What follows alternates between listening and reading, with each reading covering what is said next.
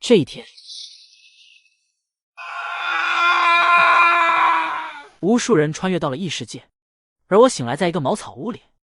这个世界想要生存下去，就得通过收集物质强化自己的属性和小木屋。欢迎来到虚世界，从现在开始，你的余生将在虚世界度过。一穷二白的你，没有时间发呆了，想在这个世界活下去，请务必牢记以下重点：一，请尽快找到合适的位置放置庇护所核心。好的位置会让你的生存几率大幅提升。二，野外危险与机遇并存，野外有危险的变异生物，也有你所需要的生存物资。三，这个世界灾难不断，想要活下去需要留心提示并尽快升级庇护所。四，尽可能搜寻物资，如果你想活下去的话。五，庇护所一旦激活无法移动，失去庇护所你将失去求生领主的身份，也将失去世界的庇护。六，3天后考验日来临，希望你能做好准备。意在一脸茫然从床上起来，眼前光幕消散，继而感觉手里一沉，掌中凭空出现一颗蓝色水晶，散发着微弱光芒。世界毁灭了吗？随着系统屏幕消失，手中的水晶发光，刚刚的穿越经历无不提醒他要接受现实。冷静后，意在不免陷入回忆。在1个月前，蓝星联邦突然发出末日通知，根据科学院的观测计算，太阳即将氦闪，随之而来的太阳风暴会点燃蓝星大地，人类文明进入倒计时。蓝星在混乱中走到最后一天。穿越再差，也比蓝星那烤箱强。回神后，意在低头打量水晶球。庇护所核心等级0，品质一般。简介：可以选择地点放置，可形成100平方米庇护所。初始庇护所抗灾能力极弱，防护能力极弱。回想之前的世界经历，又好奇的想了解一圈这个异世界，意在走出了神殿。现在是晚上，庇护所位置关系重大，我得好好考虑考虑。意在望向前方，有河流，对面有山脉，河流流向森林走向。目前有2个选择，一是就近放置核心，建立庇护所，此地紧靠森林，资源丰富，缺点也是离森林太近，地势低；另一个就是前往山脉临近河流安置，优点是紧挨水源，地势高，缺点是不知道资源多寡。这里有个箱子，这里还有其他人类吗？发现木质宝箱，宝箱并没有上锁，可他用力尝试后发现根本打不开。难道还要打怪爆钥匙？意在无奈的将宝箱放到系统背包里，继续前行，打算等安置庇护所后再研究。系统打包庇护所。庇护所已放入背包中，可以选择合适地点放置。你必须在天亮前安置庇护所。现在是新手保护期，天一亮保护期结束将可能会有凶兽出现。看来我得快点找个合适的地方安置。此地四处岩壁，刀削般的岩壁拔地而起，非常陡峭，就像是有人用巨斧劈撬。终于快到了。岩壁前方是大片平地，只有杂草和一些碎石，正适合放置庇护所核心。机动上前，思索后，在距离岩壁50米的地方放下庇护所核心。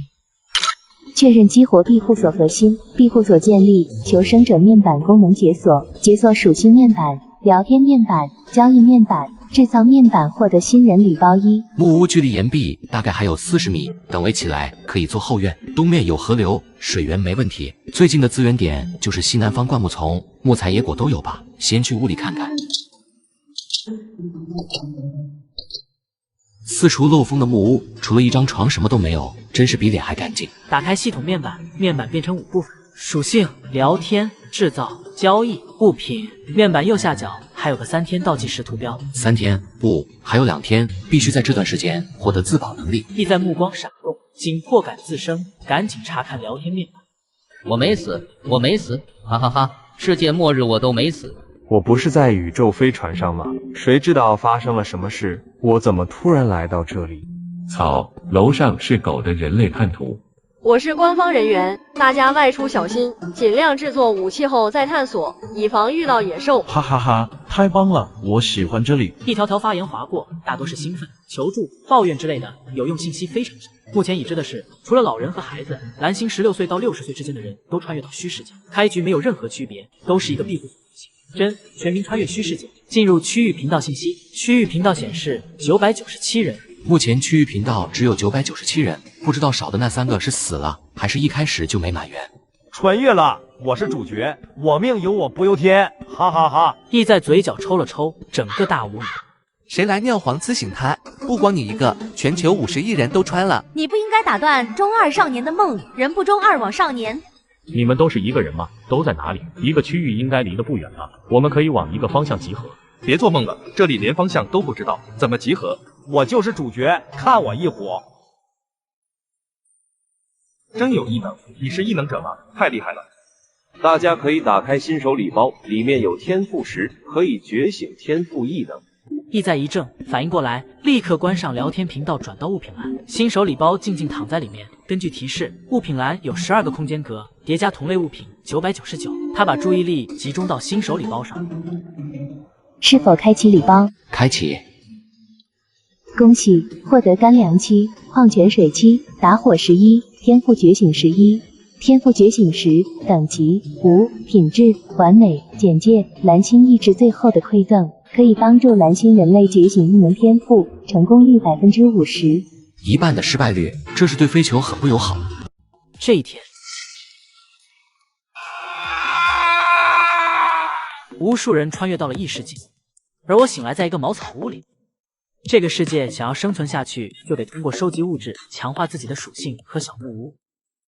飞球的他难免忐忑不安，他平常玩抽卡游戏不说运气差吧，反正是跟欧皇半点边也不沾。早一刀，晚一刀，早晚一刀，我不信穿越了自己运气还那么差。是否使用天赋觉醒石？是使用。话音刚落，天赋觉醒石便散发出柔和白光，眨眼间笼罩他全身。天赋觉醒成功，恭喜求生者觉醒天赋合成。天赋合成等级1，品质5。简介：蓝星意志和不知名本源规则融合的产物，觉醒条件苛刻，无法复制。天赋为1。能力介绍：可以召唤出合成炉，使用一个物品为主材，2到9种物品为辅助材料，融合成新物品。唯一天赋，可惜我现在两手空空，暂时没有资源合成。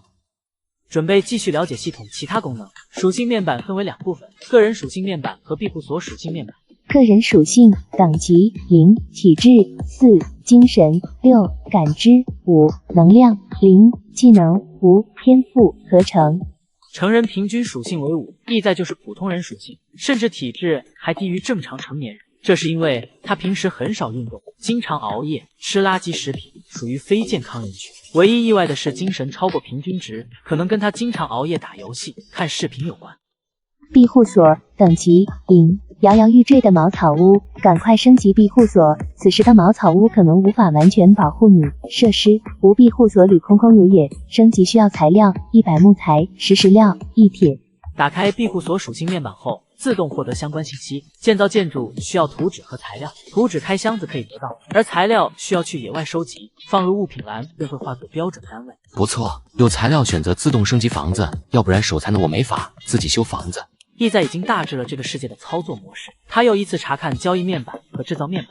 交易面板需要庇护所升级后才能开启，现在打不开。制造面板可以制作物品，目前只能制作4样，其他物品需要建设工具台后才能解锁。石刀，制作材料石料1，石斧，制作材料石料1，木材1，石镐，制作材料石料1，木材1，工具台，制作材料石料2，木材2。升级小木屋，制造物品都需要材料，吃点东西就该出去干活了，争取今天修好木屋。意在从物品栏取出一瓶水，大把喝掉半瓶，又吃掉一份干粮，把剩下的半瓶水收回物品栏，便准备出发收集木材和石头。刚站起身，物品栏之前的盒子发光，正是路上捡到的宝箱。发现宝箱是否开启？咦，原来宝箱打开的开启条件是要安置好庇护所。意在大喜，直接选择开启。获得面包石、矿泉水石、木材20、石料20、栅栏图纸1。有图纸，我看看属性。栅栏等级0，品质普通。简介：庇护所防御建筑，可以阻挡敌人攻击。建造材料1木材1米。围个院子怎么也得100米吧？建不起建不起，压箱底吧。把图纸收入物品栏，他继续清点其余材料。制作石斧、石镐和工具台的材料都齐全，先制作石斧。录木头需要用工具。他打开制造面板。石斧普通，木材1，石料1，材料满足。确认打造。恭喜获得石斧1，石斧品质普通。简介：崭新斧头，砍柴利器，你是原始社会最靓的仔。没想到系统还挺幽默的。拎起石斧比划几下，手感真不错。石斧做工精致，如果让他打磨，累死也没法做成这样。有了伐木工具，他打算先去撸树，尽早收集其升级庇护所的财力。这一天，无数人穿越到了异世界，而我醒来在一个茅草屋里。这个世界想要生存下去，就得通过收集物质强化自己的属性和小木屋。出门转向西南，目的地灌木丛。之前过来的时候看到那边有一些小树，丛林边缘危险有限，正适合收集木材。闷头赶路半晌，终于来到灌木丛前，没有过多言语，卷起袖子，拎起石斧，伐木工具，砰的树枝在火上。差不多连续砍5分钟，收入物品栏后获得3个单位木材。卧槽，好累！没想到砍树这么累。不过他没有气馁，一直砍到快月黑，一共收获木材24单位。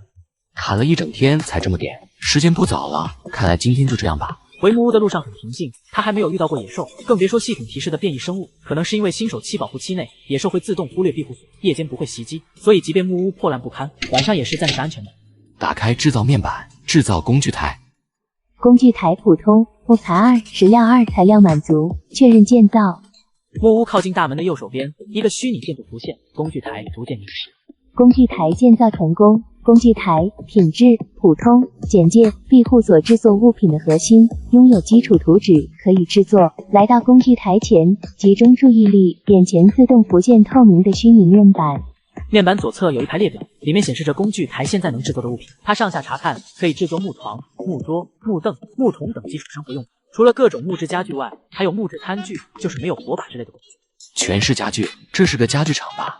不过这倒不影响物品制作。根据刚得到的信息，工具台可以自动和手动生产。自动生产只能生产普通品质的物品，而且尺寸比较死板，没再安排生产任务。木材有限，需要留着升级庇护所。从物品栏拿出一份干粮和水，他靠在墙壁上洗点，边吃边打开聊天面，看向聊天频道，里面居然有一些大神总结的求生经验。我个人的一些经验和猜想，希望能帮到各位。从一开始的提示来看，新人保护期3天，应该是为了让我们适应虚世界。3天后很可能会遇到提示里说的变异生物，所以大家要尽快凑齐升级庇护所的资源。当然，如果你从新手礼包开出金矿的，当我没说。今天我搜寻了周围2公里，没有看到其他求生者，说明这个异世界很大，求生者互相间距离很远。目前大家只能独自应对。好消息是野外自然资源比较丰富，还有宝箱，宝箱里能开出物资。目前还不知道宝箱是否会跟游戏里一样刷新，大家有能力的可以外出寻找。没有升级庇护所前，无法打开交易功能，初期资源还是需要大家亲自收集，升级后可以去交易频道购买物资，互通有无。对了，还有一个好消息，野外的动物非常稀少，大型动物更是没看到，猜想是因为新手期的缘故。大家都知道我们原来的世界破灭了，虚世界拯救人类的原因不明，但是我们肯定是有利用价值的，不会被随意消耗。大家首要还是保证自己生存下去。求生不易，下面是一些荒野求生常识，希望对大家求生有帮助，也希望大家可以分享知识，互相帮助，一起活下去。感谢大佬的分享。哈哈，我今天就捡到2个宝箱，终于有人出攻略了，给大佬跪了。分享的不错，我也有几条注意事项分享给大家。收集木材不用砍树，只要将枝叶收集到物品栏，数量够多，系统自动会生成1单位木材，能大大节省体力和时间。卧槽，那我今天砍了1天树，岂不是白白浪费时间？意在感慨地说道，然后赶紧把经验记下来，大概明天试试。简单活动活动身体，把石斧拎起放在床头，揉了揉发酸的大腿，靠在床上发呆。渐渐的，睡意上涌，很快便沉沉睡去。他做了一个梦，梦到去世的父母与自己在这个世界团聚，一起建起豪华庇护所，幸福生活着。日升月落，天边出现一抹鱼肚白。自从父母去世，他每天晚上都会失眠，时常半夜惊醒，睡眠质量很差。还差61个木材和1个铁就能升级庇护所。意在边走边寻思，首要升级庇护所，无论虚世界还是世界频道都提醒庇护所才是根本。木材好收集，铁块难找，下午去周围转转，看能不能找到。这一天，无数人穿越到了异世界。思索间，意在又回到昨天砍伐树木的地方。他没有再拎起石斧猛砍，而是收集起叶子和灌木枝，在空地上堆在一起，尝试收入物品。获得木材1，成功了！经验贴里的方法是真的。意在眉开眼笑，这能大大节省体力和时间。木材无忧矣。时间慢慢流逝，一晃半天过去，抹了一把汗，看向物品栏。木材115，野果30，植物纤维20。木材已够升级，野果和植物纤维都是撸树的副产品。他下午不打算再撸木头，计划沿着山脉去西面看。撸木头得不到铁块，升级不了庇护所。回到庇护所，简单吃了点东西，点开工具台面板。石刀普通，石料1。确认制作。片刻后，一柄石刀出现在工具台上。石刀是系统自带的土柄，长约30公分，表面光滑，已经开刃。出发。带着石刀沿着山脚向西探索，同时从经过的地方不断搜寻有没有宝箱。不仔细的话，很容易错过物资。走了大概2公里，他发现一堆碎石，走过去收入物品。石料加14。果然，搜集资源比采集省事多了，就是不确定性比较大，不知道能收获什么资源。继续向前走了3公里，发现前面有一片小树林，树木稀疏低矮。过去看看有没有果子，新手礼包都是干粮，有水果的话应该能交一些好东西。意在默默盘算着，不过刚走进树林，他就被树下草丛里的一抹金属光则吸引了目光。如果没看错的话，那是一个宝箱，顿时喜上眉梢。一个宝箱，我要发财了！激动上前，急忙伸手摸向青铜箱子，忽然意在脸色大变，身体向旁边倒去。意在摔倒之前，看到一个三角脑袋从他手背擦过，手背甚至接触到湿滑的鳞片。刚刚要不是留有一丝小心，余光先行察觉，此时也就可以考虑自己该喝几碗孟婆汤。意在落地后顺势往旁边翻滚，手一撑，整个人站了起来，铁青着脸向地上望去。什么东西？草丛刺客！一条蛇盘在地上，大约50公分，头很大，呈三角形，嘴巴张开，牙齿露出，全身长满翠绿细鳞，赫然是一条竹叶青。刚才就是他从草丛里突然窜出，想要咬人。看清敌人，意在深吸一口气，努力令自己冷静，稍微弯腰下压重心。他右手持刀，缓缓靠近竹叶，注意力全部集中在毒蛇身上，在他摆动尾巴弹射而起，快速挥刀砍下，伴随啪的一声，石刀重重砍在毒蛇身上，巨大的力气将它击飞。利索松开石刀，从物品栏取出石斧，双手持斧砸在蛇头上，然后第2斧、第3斧，直到蛇头稀烂。小样，还想咬我？意在狠狠地说道。他在舒缓心头后怕。刚刚说是命悬一线不为过，在这荒野上，如果被毒蛇咬一口，基本可以宣告短剧完结。他凑近查看蛇身，刚才用力一刀只是划破鳞片，石刀根本没造成多大伤害，完全是被石斧砸死。刚刚要不是当机立断，改用石斧砸，谁赢谁输还真不一定。此时意在也恢复了冷静，把蛇收入物品后，嘀咕道：怎么也是一块蛇肉，我是不爱吃，但可以交易给其他人，总有喜欢吃蛇肉的。弯腰捡起石刀，这次他长记性，没直接伸手去拿宝箱，先再三确认没风险后，他才弯腰捡起宝箱。获得宝箱青铜1。昨天从聊天频道得知，宝箱目前出现2种，木质和青铜。木质一般都是基础物资、食物、水等，不知青铜宝箱有什么好东西。不管了，开，等不及回去了。一道光从宝箱里弥漫出来，他微微眯眼瞅向宝箱里，光芒慢慢散去，露出3个光球。不愧是青铜宝箱，出来的东西比木质宝箱好。拿起右边光球，里面影像好像是把刀，捏碎光球，3把生锈的刀落在他手上。检测到此物可以天赋合成，是否使用合成？是，确认合成。一道光芒闪过，在他面前出现一把长横刀。属性：长横刀，等级：零，品质：普通，简介：精铁铸造，百端而成。这怕不是新手村神器吧？意在拿起横刀，颇有些爱不释手。男人没几个不喜欢刀，就像女人没几个不喜欢包包，如有例外参考 GAY。以后这就是我的主武器了，哈哈哈。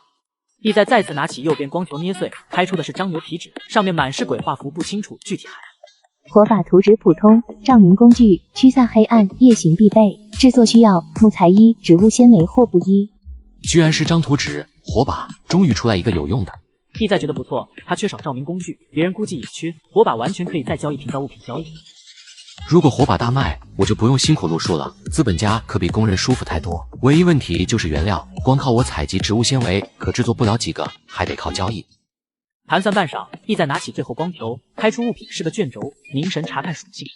箭塔普通，防御建筑，可以自动发射木箭或石箭，也可以安排防御者站在瞭望台射击，保护庇护所。制作材料：木材100，石料100，铁1。对于箭塔，意在既兴奋又无奈。这是防御建筑图纸，只要制造材料齐全，就可以直接建设庇护所有箭塔，安全系数会大幅增加。可是材料不够，建不起。目前要升级庇护所，顾不上箭塔，只能跟栅栏一样压箱底。意在把东西全部收好，里面有食物14，水14，打火11，木材115，石料30，植物纤维20，石斧1，石刀1，箭塔图纸1，火把图纸1，野果放在庇护所里，横刀在手。趁天色尚早，在附近仔细搜寻下，升级庇护所还差一单位铁块。这般想着，意在以脚下为起点，搜寻1000米内的树林。可能是之前的青铜宝箱把运气好光，他在树林里转悠2个多小时，只收集到木材15盒也50。今天只能这样，看来是无法升级庇护所了。明天要不就上山找找。现在这情况就像下载小电影，纸都准备好了，进度条却卡在99.99%，令人烦躁。他在太阳落山前进木屋，此时淡蓝天空飘着数团红云，为木屋披上红妆。意再取出石刀，石斧晃动，又去工具台花费1单位木材制作了个木桶，拎起木桶向东边河流进去。尽管咱单身，也不能天天臭烘烘的来去打桶水洗洗。他要去打些水，这2天可没少出汗，全身散发着酸臭。意在拿着木棍在岸边左右探探，找个结实地方将木桶打满，又拿木棍试了试河边水深，也就1米左右。四下无人，他索性直接下去洗，站在河里冲凉水澡，直接在水里洗刷，连桶都省了，咱也不图洗干净，趣味就行。自我调侃间，余光不经意间看到木头一角就在远处石头下，意在快速上前拨开石头，下面真是个木质宝箱。我有预感，这次绝对能成。怀着激动与忐忑，他伸手打开宝箱。恭喜获得木材20、石料20、铁块5。哈哈哈，太棒了！洗个澡还能发现宝箱。意在欣喜若狂，看着手边物资舒畅的大小，心底烦躁意死。飞速收起物资，拎起水桶，快步走向庇护所。他不想等了，短短数分钟，他便回到庇护所，速度比去10块的1倍不等。马上立刻升级庇护所。材料充足，确认升级庇护所，请求生者离开庇护所，准备升级。庇护所升级成功，解锁交易功能，解锁世界聊天功能，解锁个人采集探查功能。交易功能解锁，目前交易功能只能在庇护所内进行，野外不可使用。使用交易功能，需要把出售物品放置在物品栏，成交后系统自动传送。所购买物品暂存系统处，需要在庇护所确认提现。这一天。庇护所等级1，基础的庇护所，木屋形态，防护能力弱，天干物燥，小心火烛。设施工具台升级，木材200，石料200，铁石玻璃2。意在仔细打量着崭新木屋，之前的松垮木屋消失不见，墙壁结构也都改变了，木质墙面很厚很结实。他敲了敲，咚咚响声不像之前那样。研究完木屋布局，他打开系统查看新功能。先看交易系统能不能做资本家，就看今朝。交易面板分成2部分，交易市场都是求生者的交易，商品五花八门，小到蚂蚁蝴蝶，大到桌子凳子。个人商店，求生者可以上挂要出售的物品，把出售物品放入物品栏，确定单价，成交后系统负责传送。看来不能用交易商店当仓库用，而且出售商品种类不宜太多，否则会占用物品栏。意在摇摇头，他想过可不可以卡棒，目前看是没办法。试试采集和探查。他取出毒蛇，凝神探查。竹叶青，临阶普通级，管牙类毒蛇，善于隐藏去毒。采集。获得蛇肉普通1，蛇皮普通1，蛇毒普通1。这技能不错，堪称新手神技，也就是升级后系统功能才齐全，之前相当于游客呗。采集和探查非常实用，对于没有荒野经验者尤为重要。有探查，一不会错过宝贝，二不会误食毒物，而分解能帮他解决无从下手的解套。意在坐在床边，打开聊天频道，拿出干粮，边吃边看。刚打开区域频道系统，便发来提示：区域频道解锁发言限制，不再限制次数。卧槽，之前到底限制了多少功能啊？意在想了想，虚世界是在逼他们升级庇护所，感觉升级是正编，不升级就是临时工。各位大佬回家没？今天收获咋样？真 TM 难，之前玩游戏10分钟我就能升级，现在砍1天树木头还不够，累死爷爷了。我的水快用完了，没水我会渴死的，谁能好心给我些水？楼上的，我这有湖水多的是，但我给不了你，你赶快升级啊！他都不出门升啥级，要水要饭7、8次了。我怎么一个动物都没遇到，异能威力大小都不知道。哈哈，本人成功升级，升级后不限制聊天次数。来，先聊半小时。膜拜大佬，膜拜大佬，我还差1个铁去哪里找？我也是。这铁跟纪念符一样，庆幸自己运气不错。潜伏在区域群里刺探许久，没什么有用消息。他打开交易频道，查看商品价格。在售商品大部分是无用的个人物品，都比较便宜，像衣服开价就是100单位木材起，就连铁块出售的人都很少。只有目前用途不明又容易获取的材料挂单。食物价格较高，1单位食物可以换8到10单位基础资源。现在食物基本都是从宝箱获得，获取渠道不稳定，每个人都怕自己食物少，价格高也是正常。这还是有新手礼包的，否则食物价格早就上天，一换百新。而如药品、被褥等都很少也很贵，动辄100单位木材起，甚至有要500。也不想想500单位哪是哪个求生者能拿出来的？求生者手里东西都不多，升级庇护所的人也有限，这些都虚高的厉害。不过看到这里，意在也知道自己该怎么做了。他打开个人商店，卖家意在交易物品：野果1，所需物品：植物纤维或棉花5。备注留言：可食用野果，味道酸甜，补充维生素，可以作为食物充饥。火锅路过不要错过。市场上照明工具很少，价格很高，火把生意能做。趁着现在食物价格高，正好用野果换点原材料。不一会儿，意在便收到不少私信，有想拿木头交易，有想加好友谈感情，也有讨价还价。虽然他用猪都不愿吃的野果换5单位资源很配，但耐不住现在食物价格高啊。片刻后，意在终于看到一条有用的信息。你好，我这有45单位棉花，打算换10单位野果，如果你同意，可以马上交易。头像是个面容精致、短发英气的女子。意在眸光闪动，思索着，对方能一次性拿出45单位棉花，开箱子的概率不大，很大可能是庇护所附近有野人棉。如果能有稳定的棉花供应，便宜点也可以。于是回复道：现在食物价格走高，棉花目前用处不大，我现在换5单位已经很便宜了。你既然大量收棉花，肯定是有相关图纸，我周围有一片棉花地，可以给你提供稳定的原料。而且正如你说的，目前棉花用处不大，我也需要你收购，所以不会反悔。这人倒是挺直接，意在说道：你明天继续为我提供棉花，这个价格也可以商量。没问题，但是我明天需要其他资源，木头、石料都可以，木头1换1，石料可以1换2。意在想了想，随即同意交易，5单位材料的风险还是可以冒的。很快交易完成。失去野果时，恭喜您获得棉花45。只见物品栏里放着的野果消失了，地上则多出一堆棉花。另一边，一座与意在相同样式的木屋里，一个面容精致的年轻女子欣喜道：有了野果，材料就收集齐全，马上制作上架。她就是刘小月。庇护所周围确实有一片是棉花田，但是周围没有石头。幸运的是，她找到数个宝箱，顺利凑够升级材料，还开出一组图纸。清温茶普通，可以预防流感，提高身体免疫力，好喝实惠常备饮品。所需材料：板蓝根1，野果1。刘小月从宝箱开出了板蓝根，但是在周围没找到野果，所以才跟你交易。找到一个收棉花的渠道，稳定下来的话，后面收集物资就不用光靠运气开宝箱了。刘小月暗暗思索。与刘小月完成交易后，意在把地上棉花全部收入物品栏，看了眼交易店铺，寻思间把蛇肉标价10单位棉花也挂了上去。我不吃蛇肉，趁着现在粮食价格高，正好处理掉。上架后，他来到工作间，取出火把图纸，使用火把图纸。下一秒白光闪过，图纸没入工具台消失，而工具台左侧列表最上方出现火把选项，把物品栏材料取出，选择制作。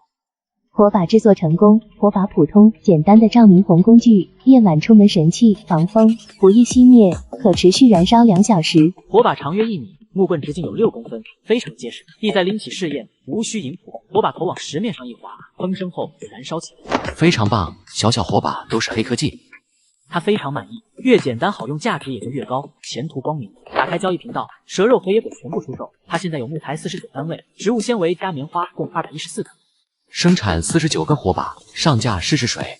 这般想着，意在快速安排好火把生产。半小时后，火把生产完成，他立刻全部上架。卖家意在出售物品：火把49，交易物品：木材5换火把1。备注：照明神器，自带引火功能，可以当火者自用，随用随燃，可以持续燃烧2个小时。荒郊野外何不准备一个火把？库存有限，先到先得，每人限购1个。目前大多数求生者都没有照明工具，习惯灯红酒绿的现代人在漆黑夜晚寸步难行。作为照明工具，火把应当不愁卖。对于限购，意在有自己的打算。火把是消耗品，以后少不了重复购买。他要让更多的人看到，筛选培养老客户，等自己小店打出名声，再上架其余物品也就不愁销售。这跟蓝星直播很像，名声越高，财运越旺。世界聊天频道，有人在交易频道卖火把，这东西是怎么制作？还能怎么做？这技术肯定是系统出品啊！鉴定欧皇，呵呵，晚了，最后一个被本人拿下，确实好用。卧槽，穿越了还得拼手速吗？很快，这波自来水就被其余消息淹没。意在微怔，他还想上去引流，没想到这么快就售罄。照明工具的搜索热度很高啊！失去火把49，恭喜收获木材245。哈哈哈，经商果然比打工挣钱，这才是资源的原始积累。意在大笑，这一波就超过辛苦撸整天木头的收获。还有165单位棉花，机不可失，全部生产火把。2个小时后，165个火把出炉。看着满地火把，意在这次不打算交易木材，木材暂时够用，下次庇护所升级还差石料，他打算先拿出5丝火把交易石料，其余留着。出售火把1，交换石料5。火把上架后依旧很快售罄，获得石料250单位。我有80单位木材，290单位石料和4单位铁块，加上火把，再次升级庇护所近在眼前。意再回到卧室，依靠在木床上浏览消息，眼神慢慢放空。今天晚上收获很大，在求生者中应该也算小有资产。明天再努把力，有不小概率再次升级庇护所。思索间，火把燃烧殆尽，强制关灯带来浓浓睡意，不一会儿就逃出酣睡。次日天蒙蒙亮，意在刚睁眼便看到系统面板自动浮现。系统提示：今日为了求生者努力升级庇护所来提升生存空间，将增加宝箱刷新数量，增加野外物资刷新。大清早就看到重磅提示，意在迷蒙大脑瞬间清醒，打开聊天频道，话题果然都与此相关。今天刷新宝箱，希望能多找到几个，我马上就能升级庇护所。卧槽，又提醒升级庇护所，看来危险不小啊！怎么办？怎么办？我前2天没出去，今天必须出去吗？楼上出去多累，送你一首凉凉聊表心意。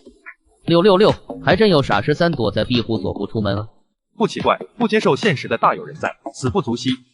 聊天频道消息不停刷新，意再却是没有心情继续看。求生前期每分钟都非常珍贵。起床、洗漱、吃面包、阻打地锁。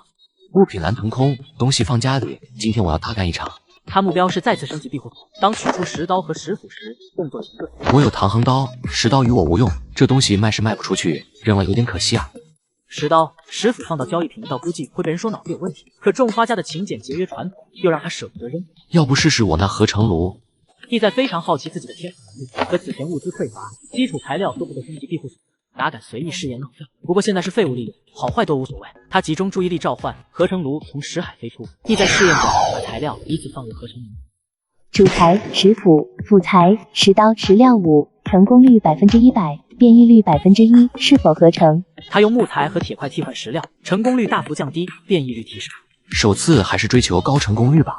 抱着这个想法，意在用最先方案开启合成。下一秒，他只觉脑中有东西流进合成炉，合成炉泛起蓝光，大概2分钟不到，一柄石斧这就成功了。意在眸光闪动，挥手施展探查技能。石斧一阶精品级，优质石斧，原始社会的神器，附加属性锋利，锋利度提升30%。原来斧刃上的波孔全部消失，整个石斧焕然一新，斧身不时有蓝光闪烁，这是一把精品级石斧。同材料合成，结果应该算是强化，主材从白色普通品质强化成蓝色精品级4，这能力牛啊，这不是造物吗？石斧成为精品级其实也不值钱，不过其他材质绝对前途广大。可惜不是无限合成，否则待加工也是不错的。刚刚合成时，意在感觉脑中有东西流入合成炉，此时再看属性面板，精神从6点降成5点，当然是现存精神，不是属性红线，说明本次合成消耗精神力1点，他有6点精神力，也就是最多6次合成。不知道精神力恢复速度怎么样，也不知道是石斧合成消耗1点，还是所有合成都消耗1点。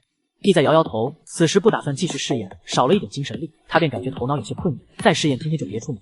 我这能力明显适合资源丰富后使用，此时还是得以搜寻宝箱为主。他不再耽搁，把石斧收入物品栏，拿起唐衡刀出门。今日行程早就安排满当，上午去灌木丛收集植物纤维做火把原料，下午去搜寻宝箱物资。轻车熟路来到昨天灌木丛，取出精品石斧，随机挑选小树开始恢复。没几下，小树便轰然。精品级果然牛逼，伐木速度提升近2倍，我好像低估石斧价值了。合成试验很成功，石斧效果提升了。一上午很快过去，意在都在收集物品，看着物品栏里的收获，心情还是非常不错。1分耕耘1分收获，靠自己双手获得丰收，让人着迷。恭喜收获木材260，植物纤维80，野果10。吃点东西，中午就不回去了。意在随意找个阴凉坐下，掏出干粮和矿泉水，小口吃喝起来。下午准备向南面森林搜寻，绕灌木丛边缘搜一圈，终点正是庇护所。吃饱喝足，动身出发。活动活动身体，闷头向南赶路1公里，首个资源点映入眼帘。那是棵苹果树，硕果累累。他可以肯定，第1天过来的时肯定没有这棵树。这棵树开的时间加速还是瞬移移动？意在嘴里吐槽，动作却不慢挥手甩出探查技能。苹果树普通，长满苹果的果树，果实肉质细脆，酸甜适口，有香味，品质上等，色香味俱佳。哇，忽然感觉苹果也眉清目秀呢。确认没有危险才上前，苹果全部摘下。不错，收获31个苹果。意在盯着苹果树，眸光闪动，把手放在苹果树上，苹果树瞬间消失。收获苹果树种1。我去，成功了。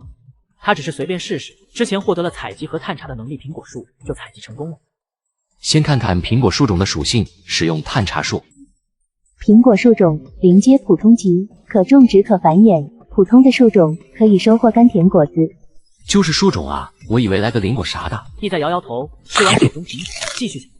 又走了大概1小时，路上除了草还是草，半个宝箱都没看到。长时间的无果搜寻令他感到烦躁着急。去森林时间不够了，在附近搜搜吧。意在灵活的调整计划，森林里保不齐还有毒蛇之类的，现在根本挡不住毒蛇的獠牙。决定后，意在立刻转身向东搜寻。有情况。没多久，他就看到3棵2米多高的大树拥簇在一起。当然，意在目标并不是树，而是中间树的树杈间有个青铜箱子。青铜宝箱，宝箱旁边有个人头大的蜂窝，蜂窝在树叶后面藏着，数不清的胡蜂在宝箱附近飞舞。使用探查。黄角胡蜂，临阶普通级，喜欢筑巢于树顶，记仇，有毒，领地意识极强，攻击性强，不建议招惹。意再看看蜂窝，有些挠头，想要拿到宝箱，要么爬树，要么砍树，都得解决分区。有了，立刻起身跑回灌木丛。他记得经过地方附近有片艾草丛，艾草熏虫子，他想试试。回到幸运之地，意再开始用唐横刀割艾草，又捡了些树枝，藏着返回小树丛。东北风太好了。把收集的艾草、树枝偷偷放在上风下，随后跑远，掏出打火石，蹑手蹑脚走回艾草堆旁，慢慢引燃艾草堆。撤退。见燃烧的火堆冒起浓烟，他赶紧躲开，远远盯着呼吸，心中莫名有种兴奋感。嘿嘿嘿，看你们死不死！只见艾草和树枝升起的滚滚浓烟冲向蜂窝，受此刺激，无数愤怒胡蜂冲出蜂巢，那数量远远不止他刚才看到的。不过胡蜂们即便蜂多势众，势头凶猛，可是对滚滚浓烟也是束手无策，毫无办法。不多时，胡蜂便出现大量伤亡，大部分被烟熏死，像雨点一样噼里啪啦落在地上，甚至有飞蜂扑火。成功了，再给他们个致命一击。他小心猫向树底，抬头看看蜂巢，默默举起长棍跑到蜂巢下，找好角度，挥舞捅下蜂窝，再次一条把蜂巢打落到火堆里，然后扭头就跑。许多胡蜂从蜂巢里飞出，被火焰舔舐，发出啪啪声。等到没有胡蜂飞出，上前把蜂巢收集。与此同时，耳边也响起系统提示音：恭喜求生者取得战斗胜利，获得战斗宝箱1。战斗宝箱，尽管不知道是什么，可宝箱就是好东西，这可能是升级庇护所后开放的新功能。在个人战斗或领地战争中，以弱胜强，以少胜多，在战斗结束之后会获得战斗宝箱。领地战争是什么？战争领地，他的耳朵一下竖了起来。求生者权限不足，无法查看。恭喜求生者获得蜂蜜克200，胡蜂蜂后尸体精英1。怪不得系统说以弱胜强，这胡蜂蜂后居然是蓝色精英。意在满脸开心，看来战斗还是要靠脑子。把树也砍了，拿宝箱。他直接上手砍，变色就收获宝箱。盯着眼前并排2个宝箱，一脸激动，直接开箱。恭喜求生者获得追风弓蓝1，金疮药白1，小圆盾图纸1。打开战斗宝箱。恭喜求生者获得血灵芝蓝1，技能书玄虚刀法1。功法、装备、图纸、大丰收2。意在开心的把东西都收到物品栏，趁着天亮，他还得再搜寻一番。随后一路向东走到河边，又沿着河流向北，主要搜索河西200米。不知是因为今天运气特别好，还是今天系统提示的宝箱数量大量增加，他再次找到3个木宝箱，外加一个太阳能充电宝，赶在天黑之前带着满满的收获回到庇护所。干活，生产火把。意在把东西放下，马不停蹄跑到工具台前，把将今天收获的植物纤维拿出来，设定生产80个火把，安排好生产。他坐回床前点燃火把，在闪烁的黄光下开始整理今日收获。首先是3个木质宝箱。打开3个宝箱。恭喜求生者获得木材150，石料100，铁15。凑合吧，都是基础物资。今天的系统福利提示确实对口，求生者只要敢出门，能找到宝箱，肯定可以再升级1级庇护所。把基础物资放到角落里，然后拿出下午收获图纸和物品查看属性。追风弓等级1阶，品质精品，属性箭使出速度提升30%，简介复合弓，弓长1米，极限射程300米，弓名追风，可以追风。金创药等级0阶，品质普通，简介主治刀斧砍伤，跌打损伤，止痛止血，江湖行走之必备良药。小圆盾图纸等级0阶，品质普通，制作材料木材2，铁1，血灵芝等级0阶，品质精品，属性永久增加2点体质，简介来自异界的超凡植物，10年期，味甘调理体质，治疗暗伤。玄虚刀法等级1阶，品质精品，属性提升30%出手速度，简介1阶武当基础刀法，招式磅礴，变化莫测，大成后可增加体质2点。血灵芝玄虚刀法，不敢想象以后的这个世界有什么奇怪事发生。不管了，活着才有以后，我可不能为他人做嫁衣。这般想着，拿起血灵芝放入嘴中细细品尝，味道出乎意料的不错。他以为的很苦呢，其实没有，相反有些甜味。不到3分钟，整个血灵芝都进了肚子。没个啥反应呢？正疑惑着，只感到一股热眨眼间流遍全身，受此影响，全身皮肤都开始发红。他感觉血脉奋张，胀得难受。坏了，吃多了，心里不由咯噔一下。不能慌，冷静想办法。深呼吸，他尽力保持冷静，一把抓起技能书。随着技能书掀开，白光带着大股信息没入脑海。他好似化作一个陌生人，修炼玄虚刀法，不由自主地站起来，抽出唐衡刀，随着脑海引动，开始施展刀法。等回过神来，身体酸疼肿胀全部消失，身上充满力量。哈哈哈！因祸得福，因祸得福，我感觉可以打10个。打开属性面板，个人属性：姓名、意在、等级、灵阶、体质、身体素质6、精神力水平6、感知灵魂感应5、能量0、技能玄虚刀法熟练76%，天赋合成，成年人平均属性为5，技能等级分为入门、熟练、精通、大成、掌控。属性面板上，玄虚刀法已经跨过入门，进入熟练阶段，而且是熟练76%，熟悉感油然而生。如何握刀，如何发力，好似都成了本能，比之前只会劈砍不知强多少。体质只增加2点，但身体都轻了很多。之前小肚腩不见了，腹肌若隐若现。之前系统3番5次的确实让他压力很大。火把制作完成，收获火把80。火把可以出售180个，留下10数个自用，野果10个，苹果30个，都可交易。对了，还有小圆盾。我有19单位铁块，升级需要10单位，9单位可以拿出来制作圆盾。想到就做，意在把小圆盾图纸录入工具台，开始制作。小圆盾制作时间比较长，自动生产的话，1个需要5分钟，9个需要45分钟。安排好生产，他先打开聊天频道，想看看有没有什么新鲜消息。此时聊天频道早已经热闹起来。给你们看看我的收获。学徒法杖，等级1阶，品质蓝色精品，属性增加30%火系伤害。简介：你需要魔法扫帚吗？意在记得这个小伙跟他是一个区域的，在第1天炫耀觉醒火球术异能那个人。紧接着又有数人发出今天收获。次元戒指，等级1阶，品质蓝色精品，属性内含3立方米次元空间，不可存放活物。简介：送你一个戒指。不，我不能接受，我老公不同意。1结金蓝卷轴，等级1阶，品质蓝色精品，属性2个求生者结成异性兄弟妹，庇护所合2为1。简介：不求同年同月同日生，但愿同年同月同日死。我干了，你随意。卧槽卧槽卧槽，欧皇真多。膜拜大佬，我到现在都没有找到过青铜宝箱。大佬，您需要狗腿子吗？大家好，我是原来 HB 省高官，鉴于大家求生困难，我特地联系了原政府工作人员武警同志，打算建立求生者联盟、营下盟，联盟内部资源互换，互通有无，为百姓提供生存保障。目前招收有特殊物品、制作卷轴、大量资源的求生者，我们分工明确，有意者欢迎私聊，希望大家都能很好的活下去。这好似发令枪。原政府高官牵头，打算成立求生者联盟吗？对此反应很平淡，他已经习惯一个人生活，即便穿异世界，也感觉自己能生存得很好。而且他可不愿意被人领导当牛毛。作为精神自由的宅男，打工是不可能的，这辈子都不可能。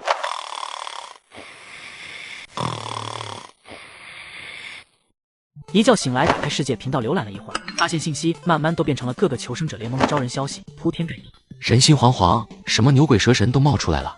切换到区域频道，却发现频道里火药味十足。他所在的区域频道有一个求生者联盟成立，名字叫血煞盟，盟主是个叫张彪的刀疤汉子。他在区域频道大肆招人，承诺只要听从指挥，保证所有成员吃喝不愁，安全无忧。于是萧火看不下去了，一群傻子，这个张彪就是反派，混混一个，怎么可能兑现承诺？不怕死的就加入。小崽子不要污蔑人，有种你保证大伙的生存资源，做不到还打击别人，用心险恶。就是，张老大才是为大家忧心，为大家奉献。对，这个小伙有异能，也不帮助弱者，自私自利，小人一个。随着张彪发话，下面许多人跟着回复，顿时小伙像是被千夫所指一般。未知处，一座林间木屋里，一个满脸横肉的壮汉懒散坐在大床上，嘴角有道疤痕延伸到耳朵下方，浑身肌肉隆起，力量感十足。这就是张彪。切，一个嘴上无毛的小崽子，还想坏我好事，随便2下就不是你能应付的。张彪他并没有把萧火放在眼里，这么多年，他见过太多类似萧火的脑残，满口正义、道德，不切实际，也不知道普通人需要什么。舆论是可以包装利用的，你说是不？张彪扭头看向床下，竟然有人跪在那里。是，那小子怎么能跟张老大您比？不用您出手，我们就能解决他。跪趴之人身材瘦弱，戴着副镜面破损的眼镜。张彪听到问话，赶忙回应道：呵，你这么聪明机灵，怎么今天没完成任务呢？念在首次也就算了，记得明天把缺口补上。顿了顿，笑容收敛，严肃道：不要怪老大我严厉，毕竟咱们庇护所穷，养不起闲人啊。知道，老大我明天保证完成。谢谢老大，谢谢老大。干活去吧。张彪起身，不再搭理眼镜男，径直走向窗前。只见窗外数人围绕火堆而坐，此庇护所居然不止2人。区域频道内对萧火的指责还在继续，期间也有数人劝大家冷静。而萧火本人此时则呆呆坐在床上，掌心有一抹火光，来自个不时膨胀收缩的火球。他咬牙切齿道：都是傻子吗？那张彪能是好人？聊天频道铺天盖地的辱骂，萧火忍无可忍，径直将火球扔出窗外，伴随着轰隆爆响，大喊道：张彪，别让我见到你，小爷保证打死你！区域频道的骂战以萧火一句走着瞧落下帷幕。此时血煞盟占尽风头，名声大噪之下，趁机大肆招人。血煞盟招新，谁都能来，入盟即提供防身至宝。我证明，只要加入，张彪老大就给防身宝物。人类是社会动物，需要团结，兄弟姐妹等你来。此时意在正在吃瓜，看着整个骂战。我也不觉得张彪承诺的大饼是真的，世上哪有圣人，肯定有图谋，就想传销，兄弟姐妹到同吃同睡，最后还不是图钱。不过我不会像那个萧火一样直接掀开，这些加入血煞盟将希望依托在他人身上的人是叫不醒的。这些生我要不得，只是不知道张彪怎么实现承诺，怎么远距离控制那些加入血煞盟的人，而那个防身宝物又是什么？见区域频道逐渐变得清一色，意在索性关闭面板，拿起小圆盾佩戴在左臂上，右手拿着弹簧刀，还正有丝气势滋生。还缺一身铠甲，去交易频道看看能不能收购到。略微搜索，他发现一个同行出售火把一换木材8。啧，好运之人不止我一个。不过这人出售数量也不多，同样上架就卖光，显然是也缺原料。查看完物价，不再迟疑，把180个火把上架。出售物品：火把1，交换物品：木材8或者石料6或者铁块1。备注：其他物品发私信，看到就会回复。同时收购玻璃，价格私聊。他在交易频道搜索过，没有一个人出售玻璃。想了想，他给刘小月发送私信：美女，今天收集了多少棉花？交易吗？刘小月也正在交易频道淘宝，秒回道：120单位棉花，刚有其他求生者联系我，我没卖。其他人价格不高吗？并不是，我答应过你，不能失信啊。而且我想找个长期盟友。昨天我看到你的火把，每人限购1个，感觉你这人心地还不错。感觉对面这位素未谋面的美女人还挺不错的，说话办事很直爽。没问题，我也想找一位长期合伙人，资源互补嘛。这样吧，咱们按当天基础物资价格确定每天的交易价格。今天1单位棉花，我按3单位木材或者2单位石料的价格收购，120单为我全要。尽管成本相对高一些，但是火把生意还能做个几天，需要稳定的原料来源，利润共享才能长久，供应商就变得非常重要。不单是棉花收购商，还想找个长期盟友。没问题，那我占些便宜，我需要120单位木材，160单位石料，我把订单发给你。收到订单1份，出售物品：棉花120，交换物品：木材120，石料160，是否确认交易？同意交易。获得棉花120。完成交易后，想了想，又给刘小月发了个交易申请。出售物品：小圆盾1，交换物品：木材1。备注：给你个盾牌防身，就当我的投资。刘小月脸上挂着复杂表情，从小到大，从没人这么关心过她。父母觉得她是赔钱货，所有爱都给了弟弟，有时她都怀疑自己是亲生的吗？客套话我就不说了，谢谢。这个合作伙伴没选错。完成交易，意在没再多想，打开面板，是区域频道有人艾特他。咱们区好多人没有火把，都是一个区域的，理应互帮互助，共度难关。这样吧，我先给你50份火把材料，你先把店铺里的火把交易给我，其余材料明天我再补给你。消息发送者是血煞盟张彪，下面还有许多求生者跟着发言。张老大说的对，咱们区域很多人都还没有，保护期结束，大家人手1个也好防身，我们会感激你的。对，材料我也出点，不能光让张老大破费，谁需要火把，都将材料给张老大，让他统一调配。意在你只是用工具台制作，又不费事，也算是给大家做贡献了。算我一个，我已经把材料给张老大。支持张盟主。出来说句话，意在。看到这里，意在扑哧一声愣是气笑。这是要道德绑架我啊！尼玛，按他们的意思，我不光费时间，还得垫材料，打算白嫖呗。感谢大家信任，意在，大家不会让你白做。这样吧，你加入雪煞盟，我给你个副盟主职务，制作火把，额外奖励盟内贡献。怎么样，意在你可赚大了，一步登天啊！我们雪煞盟可有500多人。张老大不用如此，我想意在兄弟没那么肤浅，不会谢恩图报的。就是。血煞盟的人在刷屏，不过也有其余求生者在起哄，毕竟成功他们白得火把，失败也没损失。哈，道德绑架我！意在嘴角泛起一丝冷笑，他现在体会到了消火的感觉。这群人并不是傻，而是坏。想要火把，自己去交易频道买，我没有时间，也没有兴趣跟你们过家家。血煞盟什么不入流组织也配招募我？奉劝大家，人要靠自己，靠些下三滥，早晚自食恶果。说完，他也没看回复，直接把区域频道关掉，后面肯定没啥好话。你有一条消息提醒，没完没了啊！你好，一哥，咱们是同区域的，我跟小伙是同学。有什么事吗？一哥，区域频道乌烟瘴气，血煞盟全面把控话语权，基本成废物。我跟小伙成立了一个小型聊天群，平常互换一些资源，不涉及组织，你有意向加入吗？小型聊天群怎么建立的？都有谁？除了我跟小伙还有3个人，都是靠谱的人，而且都有自己的特产。道具是我今天去外面搜物资时找到的。可以，你拉我吧。欢迎意在哥进群。又有新人了，欢迎意在大佬。欢迎大佬，大佬你是异能者吗？开头就这么隐私吗？跟入群发清凉照片有啥区别？一哥你别介意，这群里就2货刘洋没觉醒，来1人，他就问一次。没有，我没有异能。最忌交浅言深，而且就是熟人他也不想暴露合成天赋，唯一天赋牵扯重大。一哥你是真伙伴，以后咱俩就是异父异母的亲兄弟了。这确实是个2货，意在都无语了。一哥，我给你介绍下其他人。小伙，一哥你应该看到过，异能火球术，战斗力很强，领地周围没啥特产，以后狩猎肉食交易。刘洋哥，他领地周围有座露天铁矿，需要铁块可以找他。刘爱国大叔，退伍军人，他的异能是力量爆发，有煤炭和石块资源。最后是宋雅蕊姐姐，医生，异能叫自然之心。宋姐姐自己也没研究明白异能用处，她有藤甲图纸，可以交易藤甲。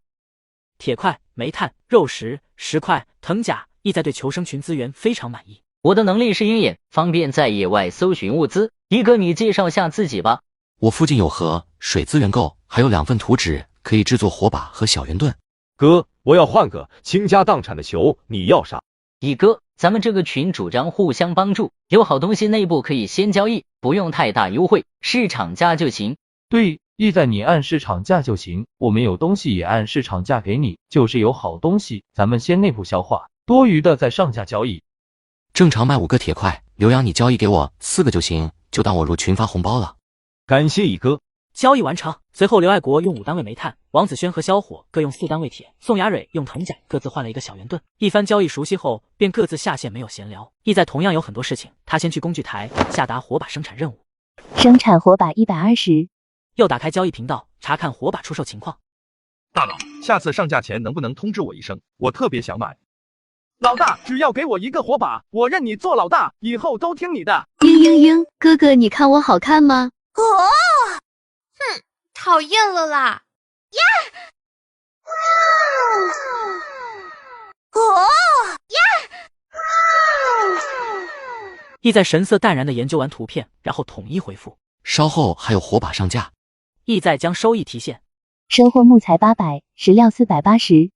没有铁块和玻璃，铁还在涨价，肯定没人用玻璃换火把。他现在有木材953单位，石料705单位，加上稍后要上架的120个火把，基础物资马上过千。一页一页查看着出售单，今天商品种类确实丰富起来。义乌小台灯，等级0阶，品质普通。简介：家用小台灯，有了它，妈妈再也不用担心我没时间写作业，续航12/8小时。交易物品、防身用品、其他勿扰。你这灯只能用8小时吗？用完怎么充电？意在私聊后，卖家并没有马上回复，估计没看交易频道。他继续查看其他商品，很快他又看到个好东西。客人净水器图纸等级零阶品质普通。简介：野外求生必备。如果你不想拉肚子，要么把水烧开，要么需要抬净水器。交易物品，其他图纸或者武器，价高者得。下面还有不少求生者留言。居然有人卖图纸，我还是第一次见图纸长什么样子。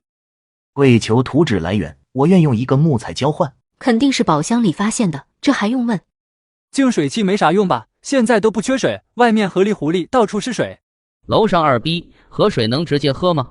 你好，我是美盟的理查德，我可以给你一柄长刀交换图纸。食物10单位，铁块20单位，玻璃2单位交易图纸。食物15单位，火把5个，弓箭1套以及夏盟核心职位交易图纸。意在非常眼馋报价里的好东西，尤其是玻璃，但估计没戏。追风弓和唐横刀他不可能交易出去，小圆盾则是不够。我只换防身武器，讨价还价就不用说了。我有个盾牌，交易你的台灯。光一个盾牌不够，你再加10个铁。你的台灯只能用8小时，之后就是废品。我这盾牌可以一直使用，有了盾牌，你再制作个木矛，一般危险都能应付。应该是你给我补个差价才对。一番讨价还价后，卖家无奈道：小圆盾不加价，可以就成交，不行就算了。成交。获得1屋小台灯1。意在立马取出台灯试试，白光照亮木屋，比火把光好太多。最主要台灯照明不花钱，而且它可是有太阳能充电宝的。小台灯在它这可不是一次性用品。意在快步走到工具台前，把25个火把交易给王子轩他们，收到铁块25单位，其余95个全部收入物品栏，上架交易频道。出售物品：火把，库存95。交易物品：铁块1，备注：有玻璃的私信，求购玻璃。我手中有47单位铁块，全部安排生产小圆盾。再收购些材料，试试合成炉。至于用什么合成，刚才浏览交易频道时已有想法。很快5张蛇皮到手，消耗石料50单位。在交易频道捡漏不大现实，还是靠自己吧。他召唤出合成炉，准备好好研究一下。小圆盾，辅材嘛，用蛇皮加上我之前有的，正好6个。合成成功率81%，变异率77%。这次变异率好高啊！难道材料材质不一样会导致高变异？记下这条推测，他默默激活合成炉。下一秒，大股精神力被合成炉抽取，意在只感觉大脑晕眩，身体更加疲惫。合成炉上晨光闪现，整个过程持续3.1个钟。一件盾牌要出现在合成炉上，意在凝神望去。蛇皮盾等级1阶，品质稀有，属性提升格挡成功率60%，装备者体质+1。简介：你从哪里找的蛇皮？好滑好结实。稀有品质2条属性，系统品质是怎么划分的？每阶物品品质分为普通白、精品蓝、稀有橙、完美红、神话金。普通没有附加属性，精品有1条，稀有有2条，完美有3条，神话无限制。看来这次真是幸运，居然合成出橙装，这蛇皮盾完全可以用到1阶，合成天赋简直是神器。蛇皮盾正面是皮质，蛇纹透着诡异美感，非常精致。蛇皮盾的成功让他信心大增，又花费大量木材在交易频道收购了数件鸡类物品，开始合成。再合成一次，取出前天收获的丰厚尸体和刚买的数个物品，放入合成炉。主材：蜂巢白，辅材：蜂后蓝、蚂蚁蓝6、榕树种蓝1、蝴蝶尸体蓝1。合成成功率80%，变异率60%，是否继续？确认合成。随着意在确认，大股精神力被抽取，大脑无比昏沉，针刺感与睡意同时涌来。意在强打起精神换出面板，精神力只剩1点。本次合成一次性消耗3点精神力，合成炉发出晨光，没猜错的话是稀有级。古王蜂箱等级2阶，品质稀有，属性幼蜂，对蜂群有巨大吸引力，蜂王等级+1。简介：这是蜂群斗兽场，满千只蜂可开启养蛊模式，胜出者为蜂王。蜂王战死后需重启养蛊模式。哇，大爆！这是2阶成装，是战略级装备，操控蜂群而战。如果我有大量毒蜂，嘿嘿。意在不由遐想起来，如果以后有1阶蜂群，不敢想，不敢想。把蜂箱收入物品栏，而后他强撑着起身，将工具台小圆盾全部上架。出售物品小圆盾47，每个交换物品铁块6或者玻璃1，备注：伟人一件。完成上架，意在再也挺不住，踉踉跄跄走到床边，一头扎进被子。头好晕啊！下次合成绝不能这么冒失。然后昏昏沉沉睡去。木门传来巨大声响，意在从熟睡中惊醒，强忍大脑刺痛感起身，查看声响来源，取出唐横刀，绑上蛇皮盾，蹑手蹑脚走到房门旁。此时外面还是黑夜，他看到一只2米长的豹子撞门老虎就是他。下一秒，豹子好似有感应般扭头望来，一人一豹四目相对。极恶的豹子，等级、灵阶、品级、精英、属性、兽吼、简介。他被神秘力量关了3天，饥肠辘辘。发现你后，他做出了选择，你呢？伴随一声响亮兽吼，猎豹后腿用力，猛然跃起，向门飞扑而来，撞向木门，瞄着木门。检测到外面有危险野兽靠近，庇护所自动开启防护装置。豹子被弹开，砰的一声，直挺挺摔倒。定睛看去，猎豹还在外面徘徊。这畜生想撞门进来被弹开了，还好我之前升级了庇护所。门外寂静无声，但意在知道那头豹子肯定还没走，他盯上自己了。他很狡猾，得找个时机干掉这只畜生，要不以后出门就危险了。不行，我得引他过来，在外面他的优势太大。意在取出蛇毒涂在刀上，大步向前走到门口。只见那猎豹慢慢踱步露出身形，站在门口蓄势待发。来啊，小畜生！意在大喝，用蛇皮盾护在胸前，握紧唐横刀挑动。利爪和盾牌撞击发出巨大声响，他毫不慌张，手中唐横刀顺势一撩，使出玄虚刀法，刷刷2刀，飞快在猎豹后背划出刀口，伤口鲜血。意再也被巨大力量撞得往后倾斜。这小畜生快不行了。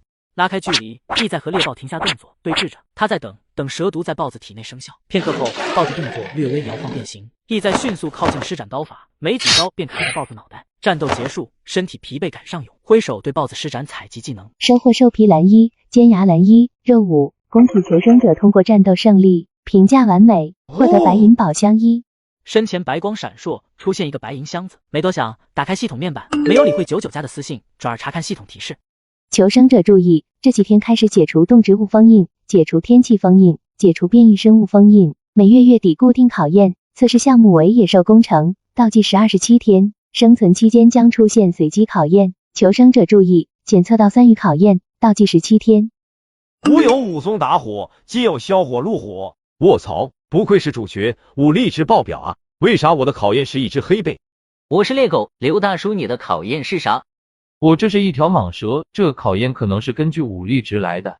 很有可能我遇到一只狼，不过很虚弱，差点吓死我。我的武力值还不如蕊血大悲。咦，我一哥呢？我刚结束一头豹子。义兄弟实力非凡啊！如此，咱们群都成功度过考验，值得庆贺。你们快看，世界频道人数骤降。谁有伤药，救救我，我会报答的。救命啊！我拿物资换，急需伤药。好不容易逃过末日，我又要死在这个异世界，我不甘心啊！都让啥让，我少条胳膊，我叫了吗？没啥大不了的，18年后再见。交易频道不断有伤药上架，但基本瞬间被秒杀，供给远远小于需求。这系统说是叫考验，其实就是一场淘汰，残酷的淘汰。身体素质差的或者不愿意接受现实的都将被淘汰。此时聊天频道药品难求，利益为先，受伤求生者纷纷拿出压箱底宝贝，只为换取伤药、制作图纸、属性装备、极品物资。意在也在市场很快淘到一张图纸。出售物品、背包图纸、交换物品、伤药。我这有金疮药，你是什么伤？我这要是对外伤，尤其是撕裂伤，就是外伤，爪子抓伤的。行，你看下属性可以吗？可以就交易吧。成交。收获背包图纸1，背包普通，所需材料：兽皮1，绳类2。兽皮我有，缺少绳子。对于本次收获非常满意，既能救人一命，又有图纸到手，提取小圆盾的收获。收获铁块240，玻璃7。不错，庇护所升级材料齐全了。此时外面漆黑一片，指不定还有野兽，我可不想冒险。这时候升级庇护所，等天亮就升级。空闲下来，意在打开区域频道，减少将近300人，整个区域还剩700出头，有1/4的人没能活过考验。大家不要冒险，过不去考验就使用张老大给的保命神器。张老大为人没得说，不像那些自私货。区域频道又变成血煞盟的聊天频道。零星几个骂血煞盟骗人、吸人血的求生者，很快就淹没在血煞盟铺天盖地的回怼中。我很好奇，他们的救命神器到底是什么？对了，刚才的宝箱还没打开，先开宝箱。蓝光闪过，白银宝箱开启，出现3个物品。面粉200千克，简介：优质奇台面粉，品质上等，营养丰富，外观洁白细腻，口感劲道爽滑，麦香味浓郁。面粉这种东西能有什么用？金刚呼吸法，等级1阶，品质完美，属性健体，诸邪不侵，金刚体。简介：强身健体，可为以后修行打下坚实基础。功法入门要求基础体质8点以上，附加被动属性健体，修炼可永久提升体质，附加被动属性诸邪不侵。对魅惑类、控制类技能有较大抗性，附加主动属性，金刚体，主动技能，施展后体表生成一个护盾立场。这功法不错啊，可以永久提升体质，还能增加精神抗性，更有一个防御技能，堪称保命绝技。不过目前体质才6点，蛇皮盾加的不算基础属性，也就需要再加2点才能使用功法，只能收入物品栏，暂时压箱底。最后一个物品是获得木炭图纸，木炭等级0阶，品质精品，属性持久燃烧，简介烧烤神器，每个人都喜欢烧烤，是的北科人。所需材料木材1。木炭用处好像不大，感觉这个图纸有些鸡肋。意在摇摇头，把图纸随手添加到工具台里。清点完收获，疲惫感袭来，透支的精神力还没完全恢复，再加上激烈战斗，有种精疲力竭感。回笼睡觉，然后早起升级庇护所，直接躺到床上，唐横刀放在身侧，呼呼睡去。天刚亮，意在睡眼朦胧地推开门，一阵风吹，有点冷了。是要秋天了吗？他们降临这个异世界的时候，就是夏末秋初。今天清晨的风已经感到一阵凉意了。熟练地打开聊天频道，一打开面板，他就看到了一群人在讨论消息。大家好，经过昨天的考验，有不少同胞离我们而去，但我们不应该沉浸在悲伤，因为还有别考验等着我们。下面是我总结的发现，我大概探索了方圆1公里的范围，发现了很多野兽，有兔子、野狗、山羊等食草动物，也有狮子、老虎、黑熊等猛兽。这些动物很多不应该生存在一起，我周围的环境也不适合它们生存。我怀疑它们跟我们一样来自蓝星，你们将和它们一起竞争，生成新的生物链。值得庆幸的是，我们有庇护所，大家外出当心，希望大家互相帮助，一起生存下去。齐老师说的不错，他是野外求生专家，有丰富的经验。对，我早上本来打算去撸木头，出门没多远被一个野猪给追回来了。太感动了，大佬是真心帮助我们。说的真好，我正不知道做啥呢。切，说到最后还是升级庇护所，谁都知道的升级。楼上的，你阿也就没在我对面，要不我就替你父母教你做人。看你能的，你自己不总结，白嫖别人的，还不三不四的。下面的评论直接歪楼了，从分享变成了个人对喷。意在看到这也明白过来，又搜了搜没啥有用消息了，于是走出屋子。该升级庇护所了。2级庇护所升级材料：木材450，石料400，铁块30，玻璃4。现在库存木材859，石料700，铁块335，玻璃7。系统确认升级2级庇护所。2级庇护所升级确认中，求生者材料充足。庇护所这次一如之前，整体被白光包围，地上的材料不断减少，大概10分钟，一个崭新石屋出现在眼前。走进石屋，全部大变样，一个占地3平米左右的壁炉，工具台新增木柄铁刀和木柄铁矛的制作，多了灶台、铁锅，各种餐具和厨具齐全，它终于可以烹饪了。之前屋子里散落的物资已经自动被归纳进仓库的货架上。系统是在鼓励求生者发展战斗，它不是有什么目的吧？这个世界到底是什么世界？意在暗暗思索着系统的意图，现在他只能不停向前，努力生存下去。看下3级庇护所的要求，要是材料够就一起升级了。打开庇护所升级面板。3级庇护所升级材料：木材500，石料500，铁50，玻璃20，防御建筑1，祭坛1，资源建筑1。防护建筑我有，之前开箱子收获过栅栏和箭塔图纸，还缺核心祭坛和资源建筑。看了下自己的物资，也搜了下交易频道，并没有相关物品。建造栅栏和箭塔，虽然资源还够，但这些资源还得预留出来制作火把和小圆盾，只能等等了。而且栅栏的防御力也不一定比得上2级庇护所的石墙。看到庇护所的事基本已经理清，才想起有个人的信息还没回。晚上的时候，他就收到了刘小月的消息。他运气不错，来袭的是头受伤的野兽，被系统饿了3天。他没费多少力气就收拾了那头野兽。你好，现在庇护所外面野兽太多，今天棉花可能不好采集了。没事，量力而行吧。我庇护所升2级了，可以制作铁刀和木柄铁矛，你需要什么，我给你交易过去。刘小月闻言一脸感动，她没想到意在还想着替她准备武器。谢谢你，制作需要什么材料，我发给你，不能让你承担材料，要不我不能要。他没有拒绝，只是把这些记在了心里。意在没有推辞，直接交易。收获木材5，铁块5。我的异能适合远程武器，我打算做5个当做头矛。意在恍然回到工作台，5个木柄铁矛很快就制作出来，交易给刘小月，又嘱咐她有危险随时联系，才关了聊天。完成交易后，意在又下达了200个小圆盾的生产任务。他刚才搜索升级材料时发现，已经有不少人出售木柄铁刀和木柄铁矛，就连火把都有一些人在出售。看来考验过后，不少人开出图纸了，火把的利润维持不住了。火把利润下降，他早就有预料，只是没想到会这么快。不过小圆盾利润还很高，暂时不会影响他的收入。正好修炼玄虚刀法，争取早日把熟练度提升到精通级。做出决定，他来到门前空地上，开始修炼刀法。全神贯注地修炼了一上午玄虚刀法，熟练度达到88%，对玄虚刀法有了进一步的提升。该吃饭了。揉揉肚子，经过一上午的高强度修炼，早上吃的东西早已消化，饥饿感涌上心头。于是架起烤架，准备烤肉。干粮10份，水10瓶，野果10个，苹果30个，蜂蜜200克，爆肉排5个，还有面粉200千克，不多啊。看着眼前的食物，种类不少，数量不多，可以应对一段时间，但是过冬是不够的。我要想办法多囤点食物，尤其是肉类。目前的面粉够我用一段时间，但是我修炼需要多吃肉，这样才能保证体质快速增长，不至于损伤身体。今天交易频道的食物价格已经开始上涨了。一边盘算着，一边吃起烤肉，正好补充修炼的。真香！这刀法食量增加的这么多，换做以前的自己，怎么可能吃下一个大肉排？这修炼消耗这么大吗？刚才感觉自己刚吃进去，胃就把食物消化了，好像整个身体都在渴求能量。他却不知道，这并不是刀法作用强，而是他之前吃的血灵芝没有消化完毕，在修炼刀法的同时发挥着作用。要不他哪能修炼呢？天气冷了，食物问题变得迫在眉睫了。本来今天不打算出去，看来下午只能冒险去一趟了。心里打定主意，先去工作台把上午制作的200个小圆盾上加到个人商店。出售物品：小圆盾1，交换物资木材20。出售物品：小圆盾1，交换物资铁块4。他把小圆盾分成2笔交易单，每单100个，食料暂时够用。他手里的图纸大部分原料都是木材和铁块，需要这2样物资进行原始积累。处理好琐事，沿着山脚向西出发。这次外出不像之前几次那样可以全速前进，前几天处于保护期，外界野兽很少，现在需要边走边注意四周环境，行进速度不可避免地慢了下来。来到山脚下向前望去，前面是一片树林，树枝茂密，绿树成荫，树下灌木丛生，郁郁葱葱，树林一定程度上有着危险。一群胡蜂围着一个树进进出出。找到了，有好东西。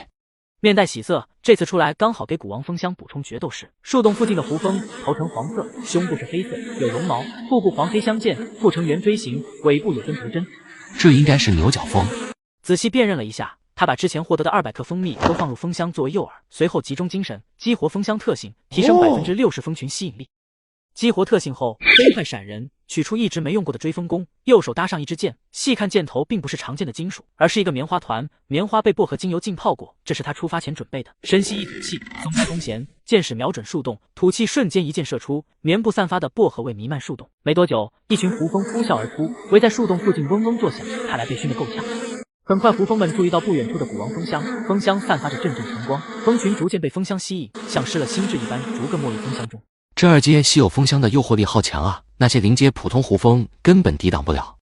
10分钟后，意在看到树洞再没有胡蜂飞出，而外界的胡蜂则全部没入古王蜂箱。他不再迟疑，起身来到树旁，掏出长时间没用的精品石斧，刷刷几下，藏在树洞里的蜂巢露了出来。只见蜂巢的蜂房已经没有胡蜂飞出，意在凑近用唐横刀划开蜂巢，在里面翻到了胖嘟嘟的蜂王。他的古王蜂箱是养蛊模式，会产生新的蜂王，并不需要这只。处理完蜂王，对着蜂巢施展了采集技能。获得蜂蜜500克。